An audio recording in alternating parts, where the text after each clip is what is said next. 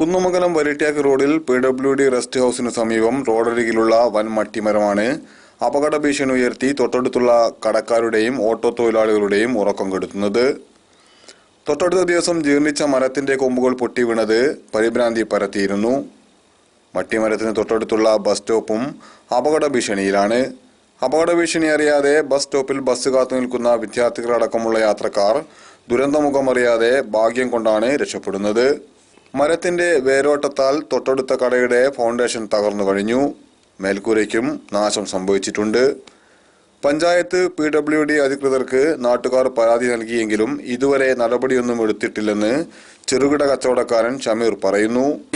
ഈ മരത്തിന്റെ വിഷയം വെച്ചിട്ട് ഞങ്ങൾ ഒരുപാട് തവണ കുന്നമംഗലം പഞ്ചായത്തിനും അതുപോലെ കലക്ടറേറ്റിൽ വരെ പരാതി കൊടുത്തതാണ്.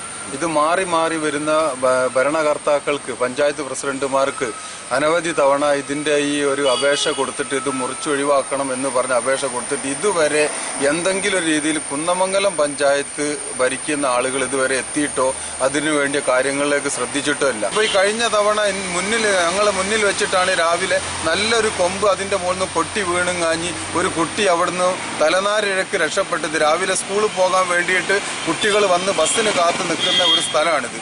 ഈ കുട്ടികൾ ബസ് ടൈം ലേറ്റ് ആകുന്നതിനനുസരിച്ച് വിദ്യാർത്ഥികൾ ഇവിടെ കൂടിക്കൊണ്ടേ ഇരിക്കും. ജീവനും സ്വത്തിനും ഭീഷണിയുള്ള കാര്യങ്ങളിൽ ഗ്രാമപഞ്ചായത്ത് അധികൃതർക്ക് നടപടിയെടുക്കാമെന്ന വകുപ്പ് നിലനിൽക്കെ വലിയൊരു ദുരന്തത്തിനായി അധികൃതർ കാത്തു നിൽക്കുകയാണോ എന്നാണ് ഷമീർ ചോദിക്കുന്നത്.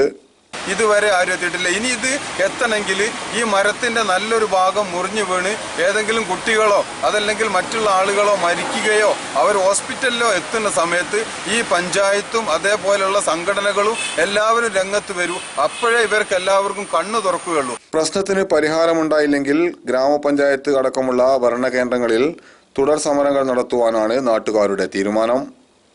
News bureau, Kunnamangalam.